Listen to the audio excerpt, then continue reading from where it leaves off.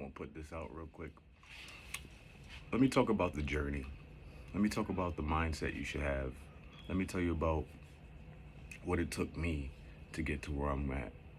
And like when the hard times came, what I did, how I combated that.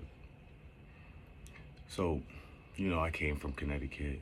I was a hooper, went to the Navy, got my degree before.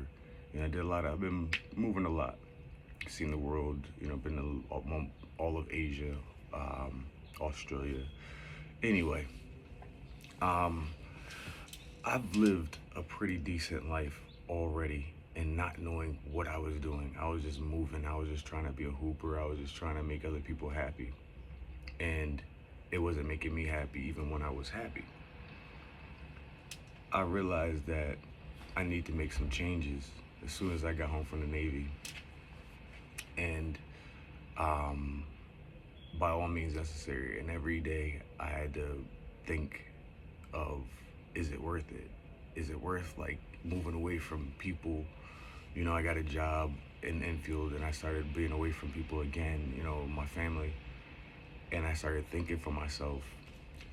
And then I started seeing the rights and wrongs and the things that were not moral, to me at least, ethically moral to me. And I was drinking to keep myself, like, I was like, all right, just one more week, we're gonna pay off this bill, And as I got to the bill, my mother would find another thing for me to pay off, or like give me a car, or something. And she knew I like shiny things. So I was like, this person is a bad person for me. I got to get away from this person. This person's always mocking me, always making me feel horrible about the progress I'm making. And I'm doing good things. And she's telling me it's horrible. I'm finding myself drinking. I'm popping pills. I'm doing dumb stuff. Like, like not popping crazy pills, but cold medicine. I'm acting like a damn teenager. And I listened to a conversation with my brother, and he said, you know what? You more immature than when you left. And I was just like, oh, these people are just mocking me, bro. I didn't see the world, and they trying to tell me that I should just be in West Haven and working a odd job or a postal job or whatever. And that's good enough. But I didn't see the world, but they telling me what's best for me. I was like, nah. So I started paying attention, making a little checklist in my head. I'll go to the gym and I'll work out, I start working out, and my mother would call. She'll call and want to talk for like an hour. It's not even talking, it's just having me on hold for like AT&T or something. Like, you gotta talk to your landowner. Like, for what? My landlord, for what? What are you talking about? Oh, you got a problem with it? Like, what? It was every day. And I would be like, yo, stop doing this. Stop calling me because you know I'm at the gym. I go at the gym the same time every day. And she kept doing it over and over again. And if I didn't pick up or I just blocked her call or whatever, she'd have my father call and he would yell at me and tell me how the gym's gonna fuck my life up and all this crazy stuff. These people were sick. And I started noticing that. So I had to leave.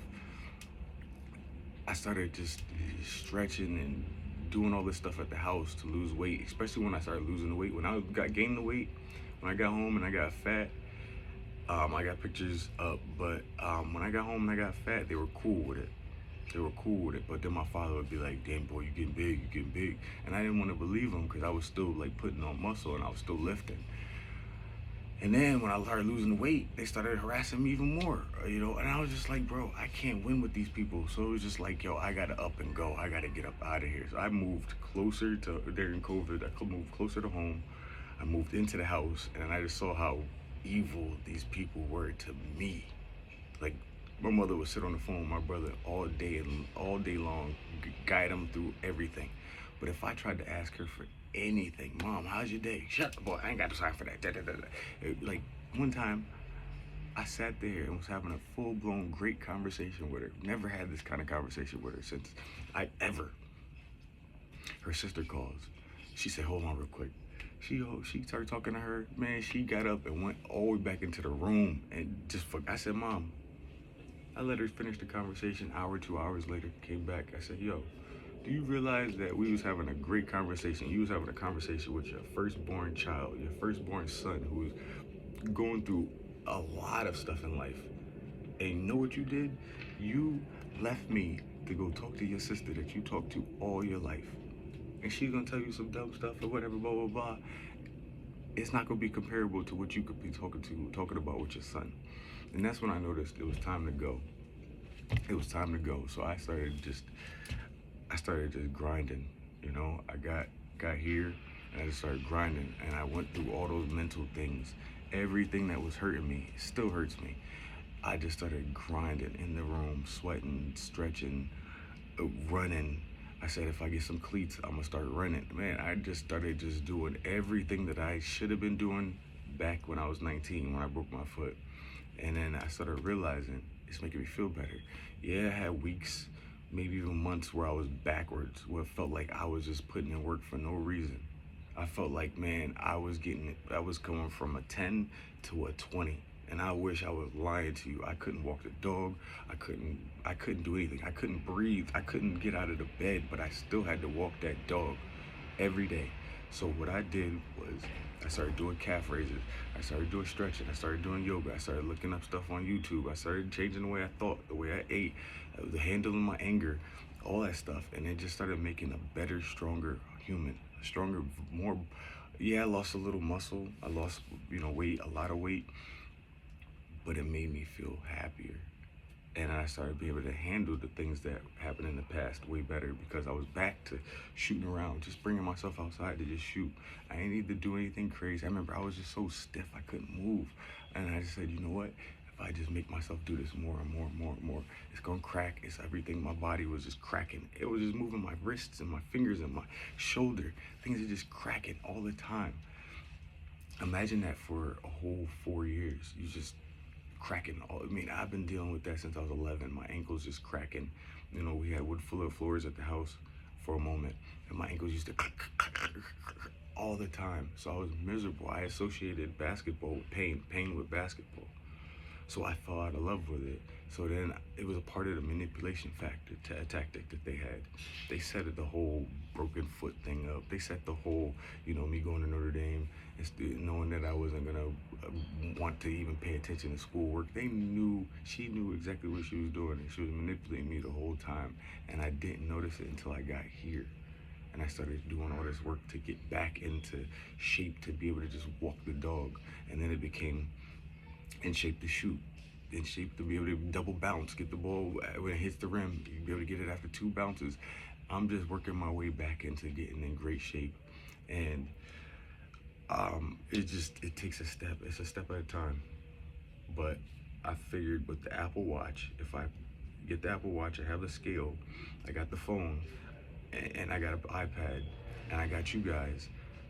If I just post it and I look at these numbers and I convince myself in quirky ways to keep going, when I see odd numbers or even numbers, whatever works for you. So like if I run 1 mile, I'll say you could do 2. Then if I say 2, I'll look at the minutes and I'll say, oh shoot, it's at 13 minutes. Oh, I don't like 13 minutes. I don't like odd numbers. So then I go run again. So then you had 3 miles. So then you end up looking at it and it says 17 minutes. So then you end up running again. You know what I'm saying? It's just little mind games. And I don't really care for cardio right this time because it was hurting so much. So what I did was I would just shoot the basketball. I shoot the basketball. I would chase after the dog. I got the cleats. Once I got the cleats, and man, the best thing I did was get cleats.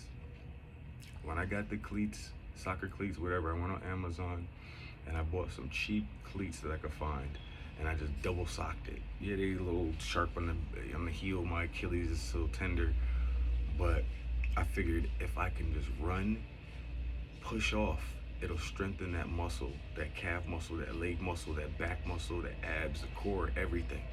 If I could just push off and get a grip on the grass, then my toes would have to curl to pop and start loosening up all those muscles and tendons and strengthen those tendons and muscles.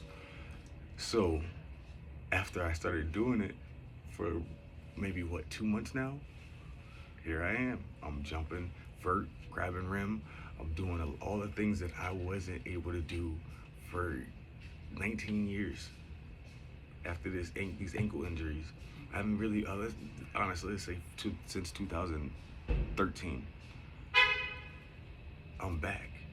I'm back because I took my time. I fell in love with the process. I fell in love with me again for the first time again. And I'm just falling in love with him every day. Every day I'm finding reasons to find that little kid. Go find that little kid and give him a hug and tell him, bro, I got you. I'm telling you, if you go back and you find that little person because everybody holds on to their young self. Go back and find that young person and teach them something new. Go hug them. Go tell them you love them. And the best way to do that is to mentally prepare yourself for the battle of getting in shape. I'm telling you, if some things ever happen in the world, you want to be in good shape so that you can go hunt for your food, or you can hide, or you can, get away from anything, any situation, or hopefully. But that's just how I think. I think of little sick little things that cause me to get in shape and do the things that I don't want to do. Some days I'm sore, some days I'm hurting, but I make sure I come right up here and I tell you guys how I feel.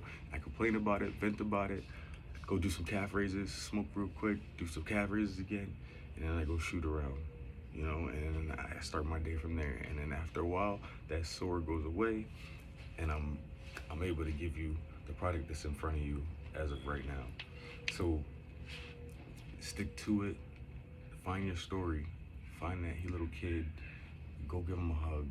Tell him it's okay. The traumatized person doesn't have to stay. They can grow up and they can become a more mature citizen to this world. And stay positive. Give yourself really good confirmations, affirmations. That really is the start. How your mental starts everything physical. Your physical might be able to do it, but your mental might be telling it can't do it. And your mental could say it could do it, but your physical can't do it. But if you're able, you can figure out a way. There's something to work on and work out, a place everywhere you go. Right here, you could do workouts on a chair. You can work out, you can do calf raises by sitting and talking to somebody. You can tap your feet. You can, there's a bunch of things you can do. You only make excuses not to do them. I promise you, if you just get started and you try to add 1 minute per day, 1 minute, 1 minute, 1 minute, you'll be at the gym for 3 hours and you'll see the results the way I see the results. So find what drives you, have something to die for, have a reason to be a fool and be naive as well. And go get that young kid and give him a hug and tell him that you love him and you care and that there is somebody out there that supports and wants to see them do well, even if it's just you by yourself, even if it's just you supporting you. At least you'll know that you have the younger you. That's how I do it. I go back and I go get that young Marcus, all those ages during basketball. And I tell him the story, and I tell him what happens, what's gonna happen, and why you're where you are right now, and why you look the way you look, and why you think the way you think. I tell him, listen, the experiences are amazing.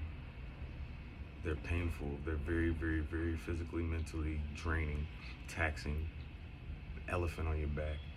But you know what? You stronger than you ever been, bro. Mentally.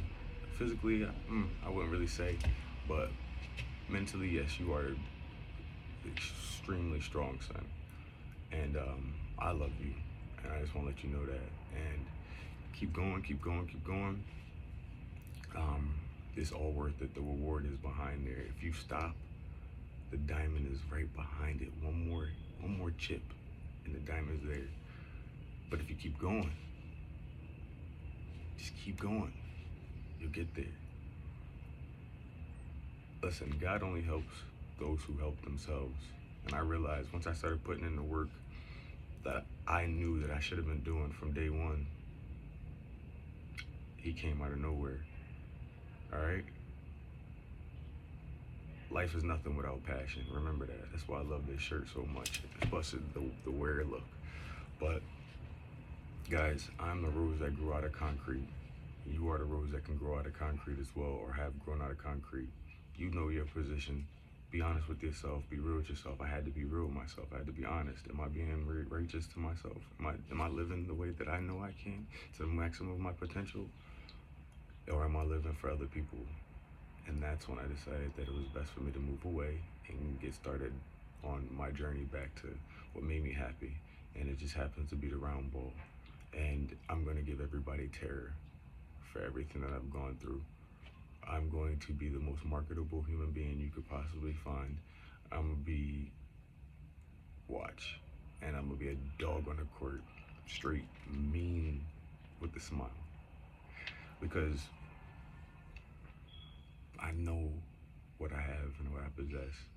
I just got to get the trainers. I got to train. I got to, do whatever I got to do. Eat the right way. I can get 5 good years out of my body. I know how to train. I seen 52-year-old dudes dunking. So if you could dunk, that means you could run.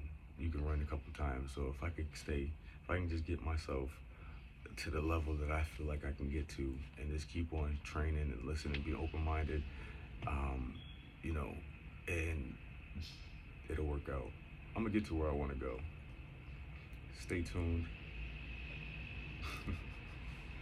I'm a dog. I'm gonna get there. So it's just the start. Every day is just the start.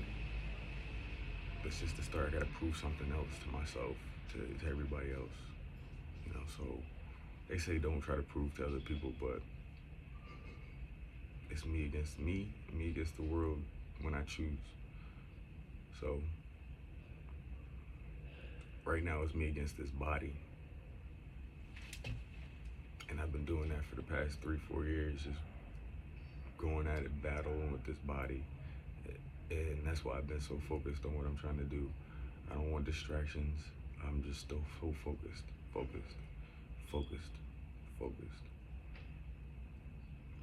Right now we got 2,200 subscribers, bro.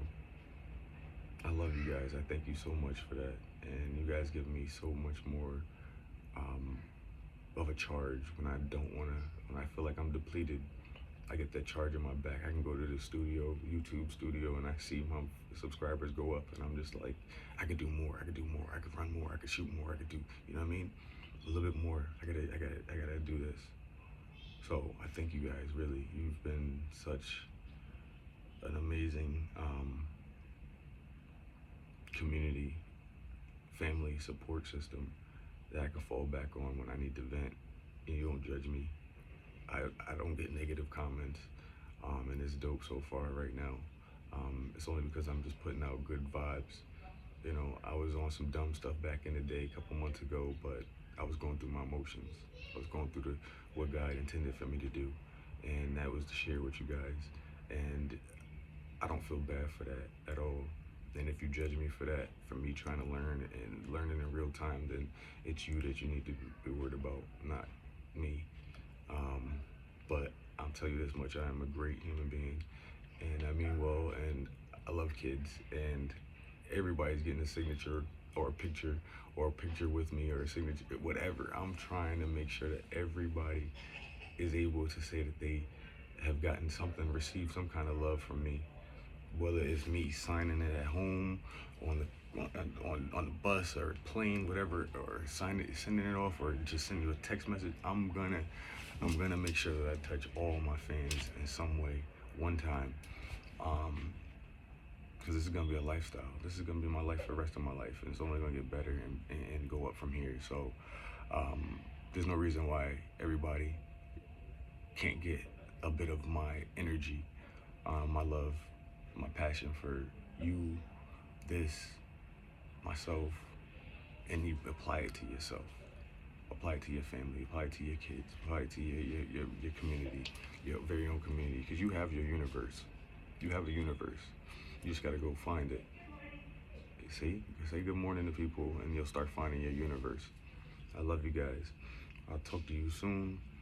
I just wanted to let you know what it took for me to get to where I am. I want more. I want great. I want to be great. I don't want to be good. I don't want to be average. I want to be great. The elite. The right way. Love you guys.